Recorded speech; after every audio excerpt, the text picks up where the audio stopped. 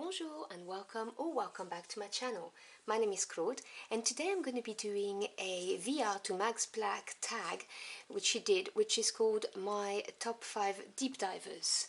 Now I love deep diver decks, generally speaking, so it took me a bit of time to go through my decks and decide which one I wanted to show you. So they're not in a specific order. So without further ado, let's start. The first one I want to talk to you about is the Rota Mundi Tarot, the Rosicrucian Arcanum. Now, this comes with a very, very thick book, and as you can tell, it's text heavy. And the reason why I've chosen this is not because I get really deep meaning out of the cards, it's because this is really a study deck for me. It talks about the Kabbalah, the alchemy, the Hebrew letters, and I need to brush up on this knowledge. I'm not as knowledgeable as I would like to, so I bought this because I know this is going to be intense studying for me, and I'm a bit of a tarot nerd, so I'm very excited about it. It's by Daniel E. Loeb, and he's done a lot of research. Everything is quoted. If you look, I don't know if you can see, let me get my second hand, if only I had three. You can see everything, you have quotation. Everything he said has been researched, so I really like that. It looks very, you know, heavy, but I'm up for a challenge. So this is what the deck looks like. It's gilded, that's the backs, and this is what the cards look like. So they are very different. You can see you've got the inserts of the Rider-Waite, but you know, there's different numbers. You've got the letter, the meaning, intelligence, path, you know, on the tree of life, attributes. I mean, it talks about loads of things, and they've got different names. So I'm just going to show you a few cards, but this is what this looks like. I currently cannot read with this because I really need to do the work and understand it, and I'm looking forward to do this work and, you know, journal it. And yeah, I think, you know, when I have all of the knowledge and I can master that, I'd be very happy, and I'd be curious to see, you know, what I get when I do my readings with that. But this is for sure going to be a very, very big deep dive, and it's going to take me time. This is not something I'm going to have sorted in a month, you know. This is probably going to take me the year if, you know, I want to master it properly, not just do it quickly, which is my intent. So we'll see how I get on with that. But that is pretty much how the deck looks like. So that's the Rota Mundi Tarot. So that's the first one I wanted to show you. My second choice is not a tarot, it's an oracle, and it's this one. It's the Faeries Oracle by Brian Froud. Now, this is the back of the cards, and this is the front. And the art, I'm going to show you and show you the inside of the book in a minute, is really interesting. And you've got the title of the card, for instance, a journeyman, you have a number. And I get a lot of intuitive hit when I look at the art, basically. But there's also a lot of info in the book. And every time I check with the book after I've done the reading and I've just used my intuition, I get new meanings that I'd not thought of. So I've started journaling, you know, what my thoughts are when I see the cards and what the book says. But it is really, I think it looks very nice, but also you do get a lot from it. So that's the cards. And let me show you. You get about 2 pages for the meanings of the cards in the book. So let's say we look at this man here, so that's 50, Harval Parrot. So let me find him in the book. So it looks like this. So you have a picture here, and then you've got all of this about this creature, fairy, whatever it is, and then you have a bit for starter reading, and then reversed meaning. So there is a lot, and I'm not very knowledgeable in fairies. I know a bit, but not as much.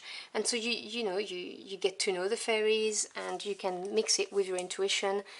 So I really enjoy working with this because I'm getting some very interesting intuitive hits, which it's completely different from, you know, the Rota Mundi, which is going to be an academic study, because I want to improve my knowledge on Kabbalah, Hebrew letters and all of that, to understand the Rider-Waite better.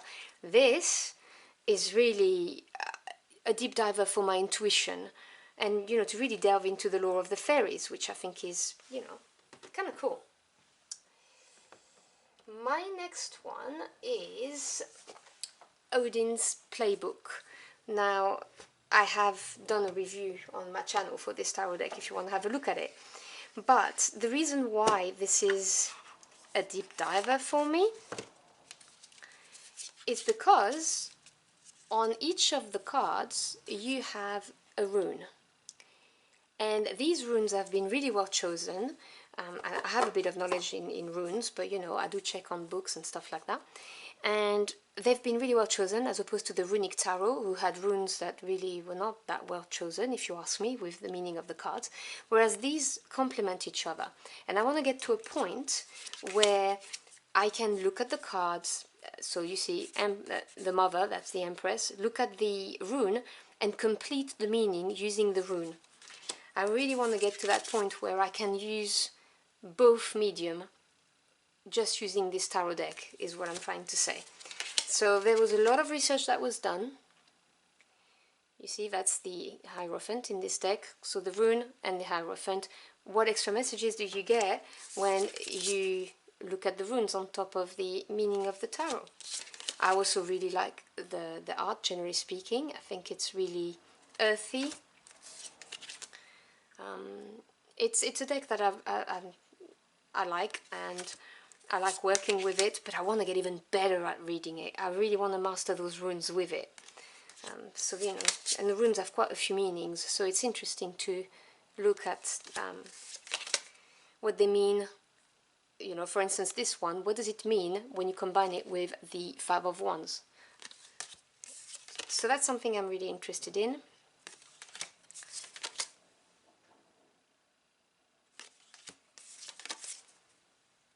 Hope you can see. I'm trying to not move too much, but I'm very zoomed in. You see, it's right there under my finger. So that's to give you an idea. So that's Odin Playbook.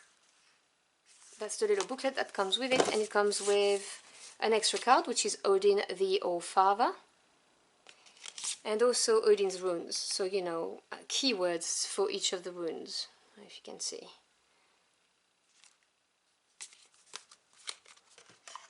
I love this deck, I really do. I just want to be better at reading it. I want to exploit the full capacity of the deck, is what I'm trying to say. My next one is the Stolen Child Tarot by Monica Knighton. Oh, sorry, I forgot to tell you. Odin's Playbook is created by Danielle Norman. And she has ancestry, Norse ancestry. So, you know, she's done the research. She's a lovely person. She's communicated with me on YouTube. She's really nice. She's done a great job.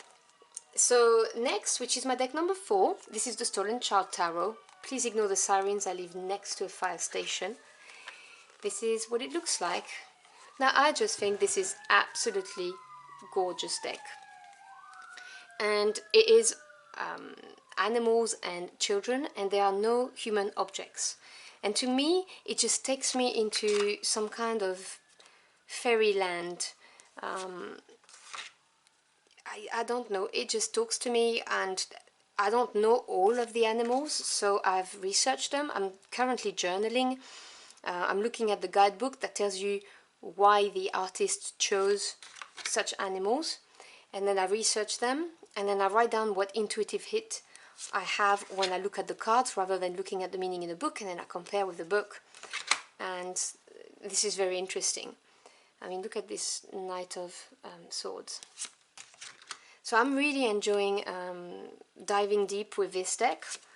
I'm sure you've heard of it. This is not, you know, newly released, but it's something I really enjoy, and I think the pastel colors are beautiful. I think she's created a very rich world. It's based on a poem, and it's there's a copy in the guidebook of the poem, and it really, to me, it's just dreamy. And it triggers a lot of intuitive hit. Maybe because I like animal decks, just generally speaking. Maybe that's why. But it does really work. I mean, look at this High Priestess. How pretty is that? And then the King of Swords. So you have an idea. And I have reviewed it as well on my channel, if you want to see all the cards and the guidebook.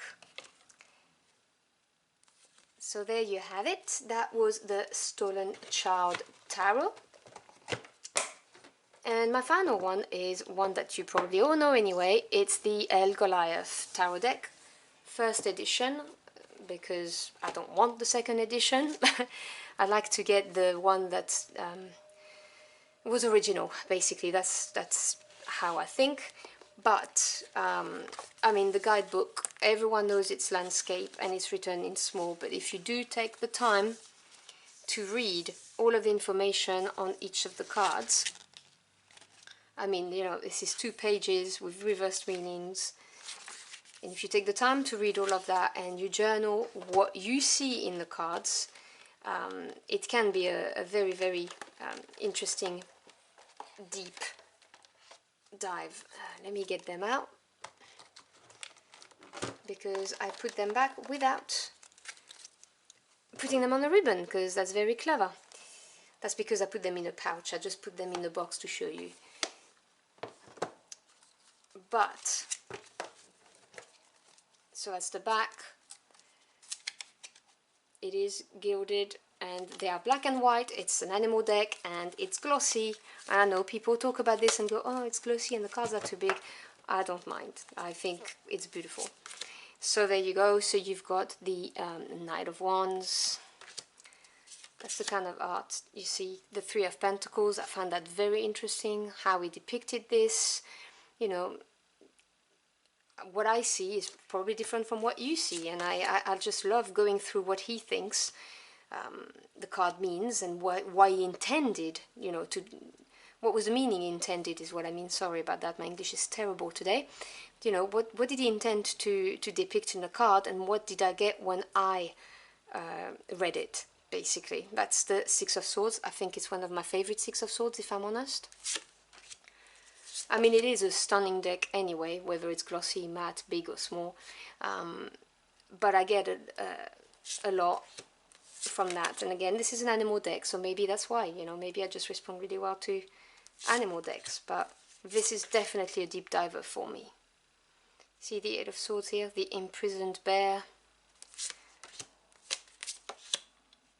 And Seven of Swords, the thief and the knight. So you do get, you know, a little sentence or phrase next to it, the Four of Swords, the sacred space. And as I said, you know, I'm sure you all know about it, this is nothing new, but we're talking about the deep divers, and when I want to work really profoundly, when I want to really get to the core of an issue for myself, I'm going to reach out for this, because it's going to show me what I don't want to see. The Ace of Cups. And the Queen of Swords. I mean, she's stunning. I'm really sorry about the noise. I don't know what's going on, but the sirens have been crazy. And, for instance, the Emperor.